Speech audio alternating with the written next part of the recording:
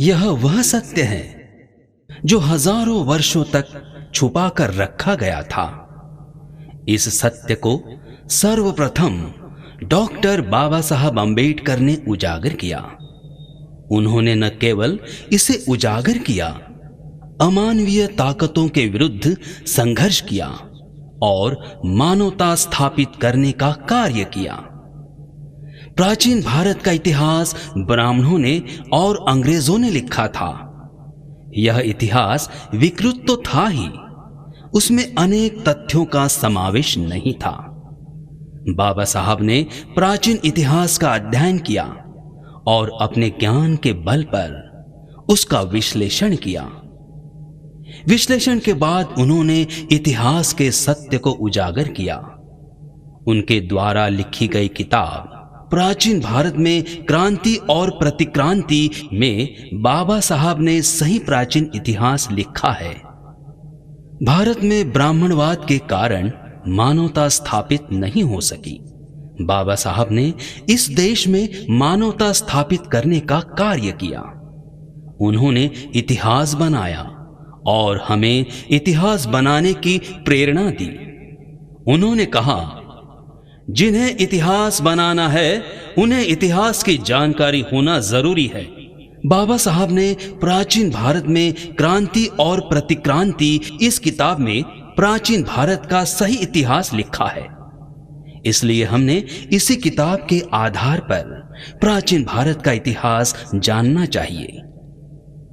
क्रांति और प्रतिक्रांति को इस प्रकार परिभाषित किया जा सकता है। क्रांति अमानवीय व्यवस्था को बदलकर मानवीय व्यवस्था स्थापित करना। प्रतिक्रांति मानवीय व्यवस्था को बदलकर अमानवीय व्यवस्था स्थापित करना। तत्कालीन आर्य समाज सबसे घृणित सामाजिक, धार्मिक और आध्यात्मिक व्यभिचार में फंसा हुआ था।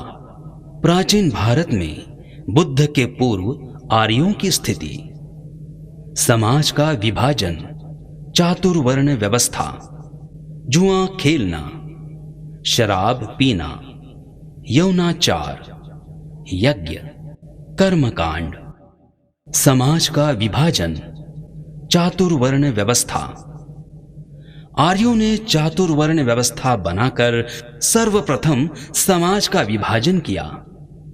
उन्होंने समाज को ब्राह्मण, क्षत्रिय, वैश्य और शूद्र इन 4 वर्णों में विभाजित किया। ब्राह्मणों ने अपना वर्चस्व स्थापित करने और उसे अबाधित रखने के लिए वर्ण व्यवस्था बनाई। प्राचीन इतिहास में वर्ण व्यवस्था का प्रथम उल्लेख ऋग्वेद के पुरुष सूक्त में है। इस वर्ण व्यवस्था में सहभोजन और अंतर जातीय विवाह होता था। उस वक्त आर्यों ने 2 समुदायों को बहिष्कृत रखा था। उनको स्वपाक और चांडाल नाम से जाना जाता था। वे समाज और कानून की परिधि से बाहर थे। उन्हें अधिकार और अवसर नहीं थे। उस काल में अनार्य थे।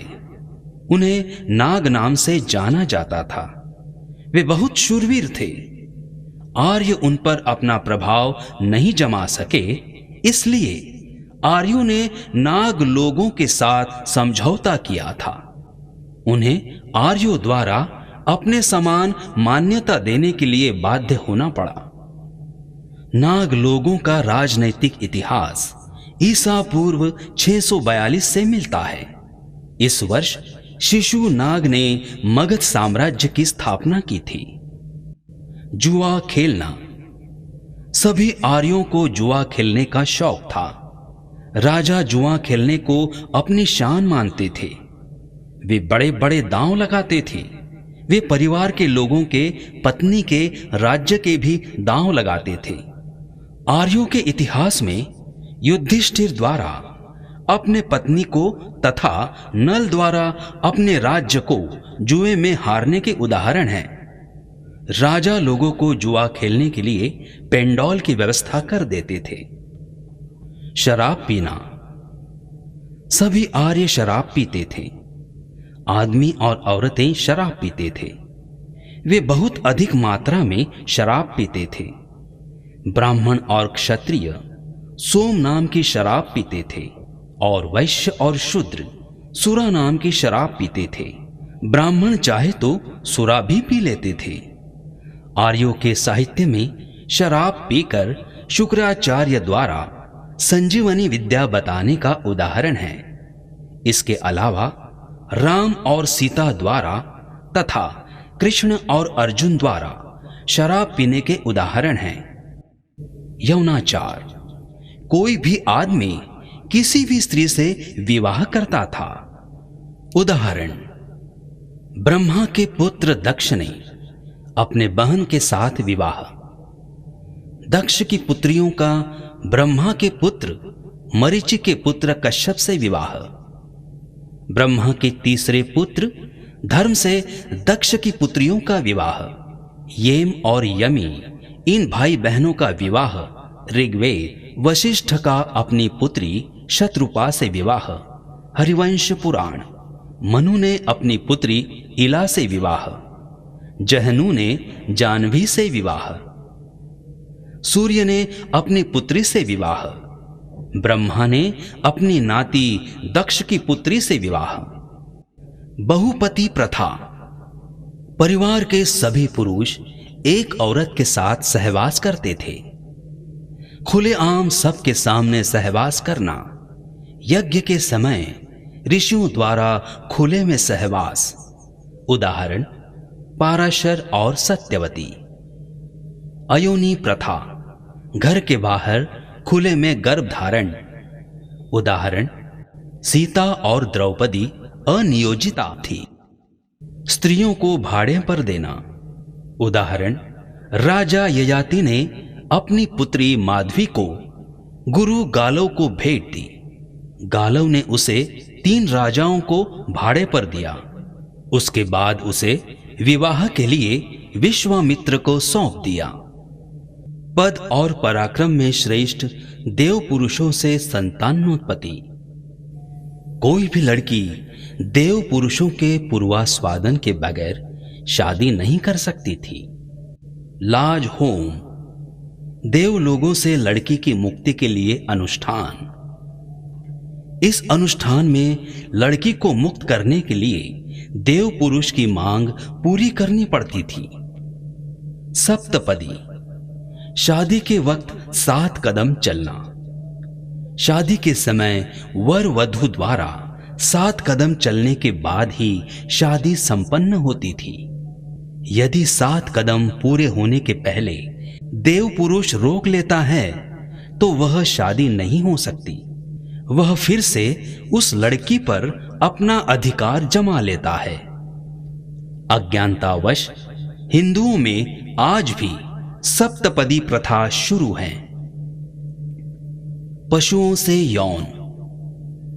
कन्या का अर्थ जो स्वयं को किसी भी पुरुष को अर्पित करने के लिए स्वतंत्र है।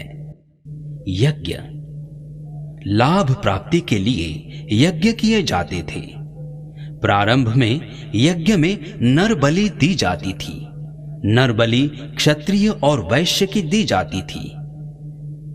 नर बलि के बाद उसका मांस खाया जाता था। कालांतर में घास फूस के आदमी के पुतले बनाकर उसकी बलि दी जाती थी। उसके बाद पशुओं की बलि दी जाने लगी।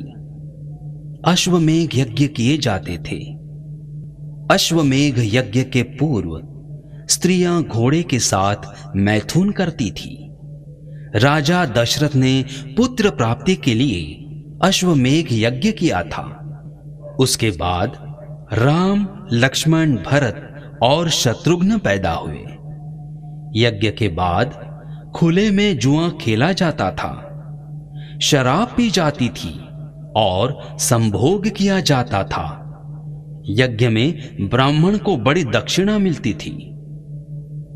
कर्मकांड, ब्राह्मणों ने ईश्वर को प्रसन्न करने तथा आत्मा की मुक्ति का लालच देकर दक्षिणा प्राप्त करने हेतु अनेक प्रकार के कर्मकांड और संस्कार बनाए। पाप धोने के लिए, ईश्वर को प्रसन्न करने के लिए तथा आत्मा की शुद्धि के लिए कर्मकांड और संस्कार किए जाते थे। यह कर्मकांड और संस्कार आदमी के जन्म से लेकर मृत्यु तक ब्राह्मणों द्वारा किए जाते थे और उसकी एवज में ब्राह्मण दक्षिणा प्राप्त करता था। इस प्रकार ब्राह्मणों का आदमी के जीवन में जन्म से लेकर मृत्यु तक वर्चस्व रहता था। इस प्रकार बुद्ध के पूर्व आर्य द्वारा बनाई गई व्यवस्था आदमी को दुराचारी बनाने वाली थी। यह व्यवस्था मानव मात्र के अहित में थी, इसलिए यह व्यवस्था अमानवीय व्यवस्था थी। इस व्यवस्था के कारण आदमी इतना दुराचारी बन चुका था कि उसे सुधरने के लिए कोई आसार नजर नहीं आ रहे थे। इस विकट स्थिति में तथागत बुद्ध ने अपना सदाचार का मार्ग लोगों को बताया और उनके 45 वर्षों के अथक प्रयास से अमानवीय व्यवस्था मानवीय व्यवस्था में बदल गई।